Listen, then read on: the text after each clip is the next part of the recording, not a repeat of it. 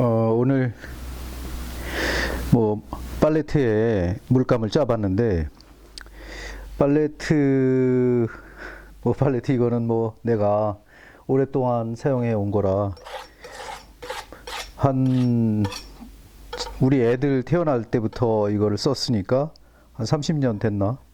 그 전에 쓰던 거는 뭐 친구들이 훔쳐가서 지금 없고, 이것도 이제 한 30년 됐는데 이제 그 동안에 썼던 색의 어떤 그 처음에 짰던 것들은 막 굳어가지고, 어떻게 보면 색의 바다, 응? 라메르드 꿀레. 하지만 이거는 시메트르드 꿀레. 어떻게 생각하면은 이 컬러들의 무덤일 수도 있거든. 왜냐면 여기서 선택을 받아가지고 그림이 그려진 물감들은 살아남은 거지만, 여기서 계속 굳어버리는 놈들은 죽어버린 거거든. 뭐 사실 이거를 하나하나 걷어가지고 다시 이제 뭐 아마인유로 부숴가지고 바렌으로 개면 되는데, 이미 섞여가지고 오염이 된 거라 뭐 크게 기대는 안 하거든. 그러니까 그 이 물감 관리할 때 사실은 이 물감을 이제 짜는 순서부터 내가 이렇게 좀 얘기를 해보자면은, 또 나 진짜 반말하면 안 되는데 경어를 쓸게요. 이 내가 이제 오른손잡이이기 때문에 가급적이면 푸른색은 이 좌측으로, 그다음에 밝은색은 우측으로 이렇게 모른 거예요. 왜 그러냐면은 이 그림을 그릴 때 푸른색을 먼저 쓰게 되면은 이 나중에 이 밝은 색들을 그 위에다 올릴 수가 없어요. 왜냐면 이게 금방 말린 물감이 아니기 때문에 이 밑에 색이 계속 우러나오기 때문에 이 순서가 그래도 나름대로 자기가 정해둬야 돼요. 그 처음에 오늘 하루에 뭐 스케치를 다 끝나겠다, 다 그림을 끝내겠다. 왜냐면 왜 예전에 이제 뭐 중세 봉건주의 시대에는 뭐 초상화를 그리는데 뭐 몇 날 며칠, 뭐 길게는 뭐 몇 년까지 그릴 수도 있었겠지만은, 이 인상파 미술이 이제 그 이 실내에 있던 화가들이 이제 밖으로 나가게 된 동기가 이제 인상파 때문에 그런데, 그러니까 인상파 미술이 나온 이후로 저 튜브 물감도 필요하게 됐던 게 왜 그러냐면, 그걸 들고 다녀야 되니까. 그 어떻게 가급적이면 어떻게 자기 주머니 속에 넣고 다녀야 되는 물감이 있어야 되기 때문에, 그래서 튜브 물감이 뭐 나오게 된 거고, 또 그날로 물감을 다 소진해가지고 그림을 그려와야 되기 때문에, 이 어떤 그 하루 만에 끝낼 수 있는 그림들, 그 인상파 그림들은 거의 그 야외 스케치는 하루 만에 끝내서 오는 경우가 많거든. 그래서 이제 가령 이 푸른색을 먼저 쓰고 이 그 난색 계열, 따뜻한 계열을 쓰게 되면은 뭉개져 가지고 막 색이 지저분해져요. 그래서 똑똑한 화가들은 가급적이면은 이 밝은색 계열을 먼저 칠하고, 그러니까 막 말하자면은 붉은 뭐 그 이 낙엽이라든가 아니면은 꽃이라든가 뭐 여러 가지 이 예쁜 그 밝은 색들을 먼저 칠하고, 그다음에 나중에 푸른색 계열로 이파리라든가 뭐 그다음에 물이라든가 그래가지고 그 분위기를 이렇게 가라앉히는 역할을 하기 때문에, 이렇게 팔레트 자체에서 만약에 왼손잡이면 이걸 거꾸로 하면 되는 거고, 내가 오른손잡이일 경우에는 오른쪽으로 이렇게 밝은 색을 몰아주는 게 뭐 정석이에요. 그럼 이제 나중에 이제 야외에서는, 지금 이게 실내지만은 야외에서는 여기 구멍이 있죠. 이 구멍에 손을 껴서 여기다 이제 걸쳐가지고 이렇게 그렸겠죠. 하지만 이 정도 크기의 뭐 이런 그 팔레트일 경우에는 뭐 가지고 나가면은 좀 미련한 거죠. 근데 어차피 이제 이 형태들은 거의 뭐 불변하는데, 팔레트가 뭐 이렇게 작은 거는 요만한 거서부터 뭐 큰 거는 이렇게 큰 것까지 있고, 그 다음에 이 둥근 것도 있어요. 근데 이거는 이제 사각형으로 스튜디오용인데, 그 다른 건 몰라도 이 바닥에 요 부분에 있는 것만큼은 다 없애야 돼요. 왜냐하면 그 다음날 이게 굳어 있으면은 이거 뭐 벗겨내는데 한참 걸려. 그러니까 결국은 막 쓰다 보면은 이렇게 오염이 돼가지고 간신히 요 부분만 남아 있는 상태가 되는데, 뭐 그래도 뭐 그림을 그리다 보면은 이것도 하나의 재미니까, 요즘은 뭐 화가나 일반 또 취미로 하시는 분들이 자꾸 아크릴 컬러에 빠져가지고 아크릴컬러가 편하긴 편한데 그 내 생각에는 아크릴컬러가 뭐 칠할 때는 재미있을진 몰라도 이런 그 뭐 앞뒤에 있는 어떤 스토리라든가 사연에서는 이 유화만큼 따라갈 수가 없거든. 그래서 저는 이 팔레트를 한 번씩은 사용해 보기를 꼭 바래요. 왜냐면 이 안에 그 색들이 나의 역사거든.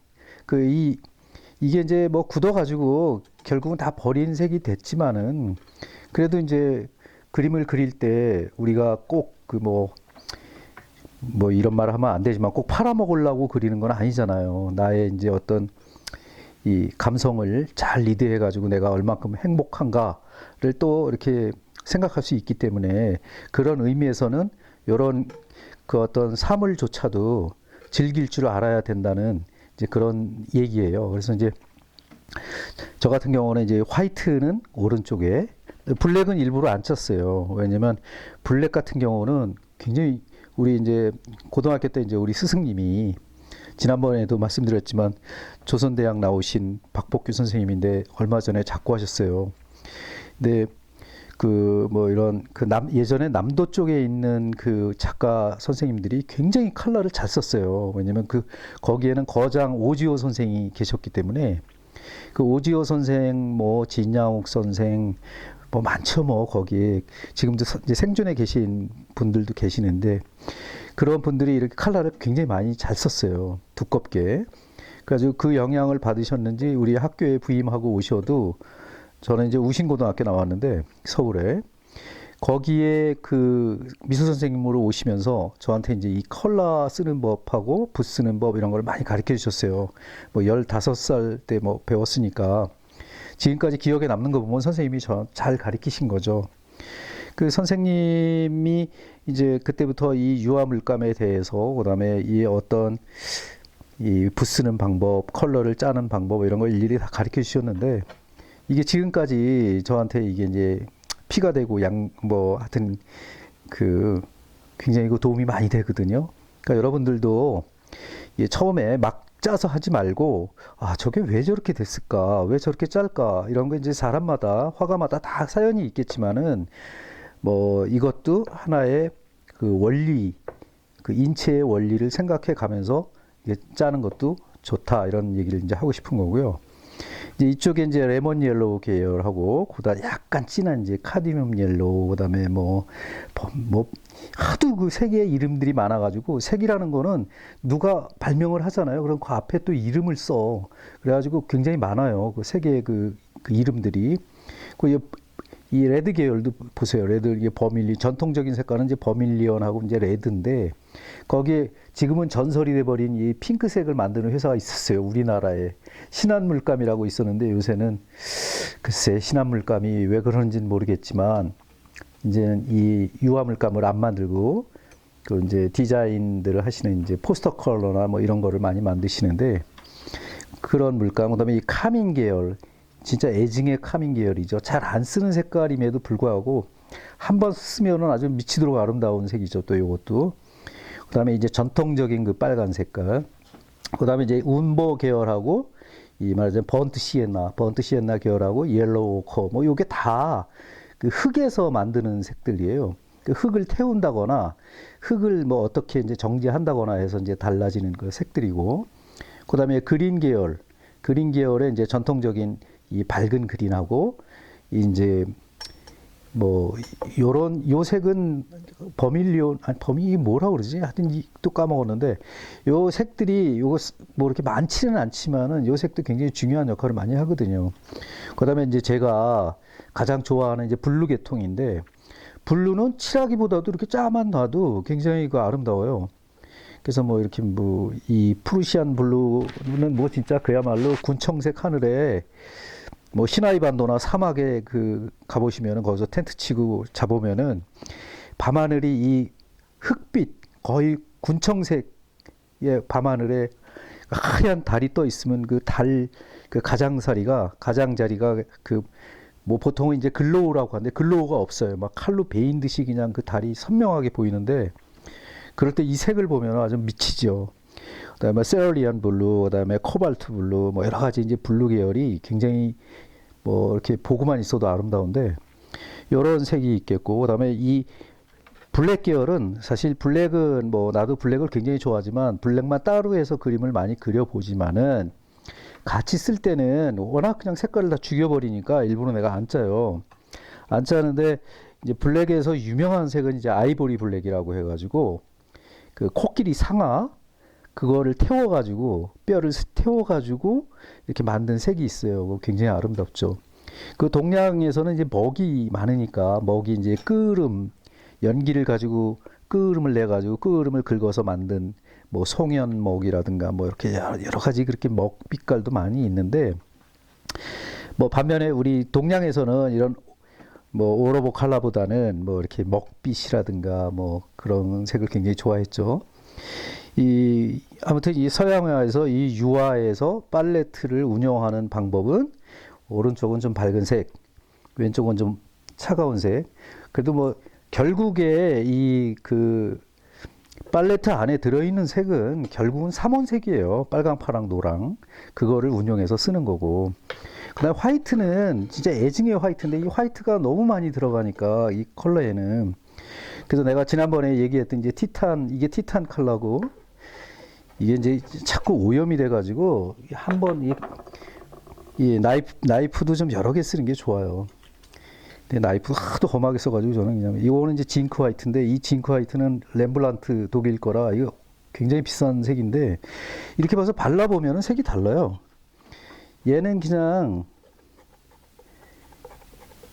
이 색하고 이 징크 화이트하고 이렇게 보면은 징크가 훨씬 더 색이 가라앉고 색이 좀 약간 노란기가 있죠.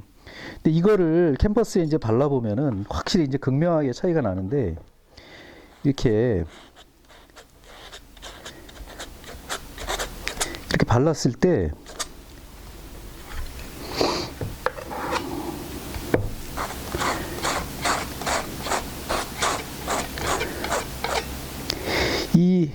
이게 자꾸 오염이 돼가지고 또 밑에 게 우러나와가지고 이 티탄을 썼을 때는 이 바닥에 있는 이 파란색 선이 잘 안 보이죠. 이게 뭐냐면 이제 이 그 내가 지난번에 그 티타늄 설명할 때 약간 투명성을 저하시킨다는 내가 말을 많이 했잖아요. 그만큼 이게 그 어떻게 생각하면 메모리 카드가 12분짜리밖에 안 돼가지고 또 잘렸어요. 아무튼 이 화이트 설명하다가 말았는데 이 화이트가 그 티타늄 화이트는 아까 이제 설명을 하다가 이 그 뭐 아까 파란색을 그렇게 뭐 덮어봤을 때 그 티탄 화이트는 좀 약간 포화도가 높아가지고 그 밑에 파란색이 잘 안 보였지만은 이제 징크 같은 경우에는 조금 투명하게 좀 보였다는 거 그걸 말씀드리다가 이제 끊겼는데 뭐 이렇게 이제 그 화이트까지 뭐 이렇게 내가 설명을 해봤고 아무튼 이 컬러들은 이 뭐 팔레트를 어떻게 운영을 잘 해가지고 오염 없이 캔버스에다 잘 칠하느냐 이거에 목적이 있으니까 뭐 한번 그 여러분들도 연구를 좀 많이 해보시면 좋을 것 같아요. 그 컬러 얘기는 뭐 이제 거의 다 하고 이제 캔버스하고 이제 캔버스를 어떻게 쓰느냐 이제 뭐 캔버스 고르는 방법이나 이제 캔버스 직조 방법 또 캔버스 여러 나라에서 어떻게 쓰는 그 캔버스의 그 이 종류 뭐 이런 거를 내가 좀 이제 다음번에 설명을 해 드리려고 하는데 뭐 저 같은 경우에는 뭐 사과를 이렇게 그리고 뭐 이렇게 사물을 이렇게 그려라 이런 얘기는 저는 잘 못하겠어요. 저는 가급적이면은 이 원리하고 그다음에 물감을 쓰는 방법이나 물감 선을 낼 수 있는 그 방법들을 짧게 끊어가지고 설명을 해드릴 테니까 오히려 그게 더 훨씬 도움이 될지도 몰라요. 그 남이 그리고 있는 거 뭐 백날 봐봐야 뭐 늘겠어요. 자기가 뭔가 좀 창의적인 거를 생각을 해서 연구를 해야 늘겠죠. 그런 거를 좀 보여드릴 테니까 그렇게 하고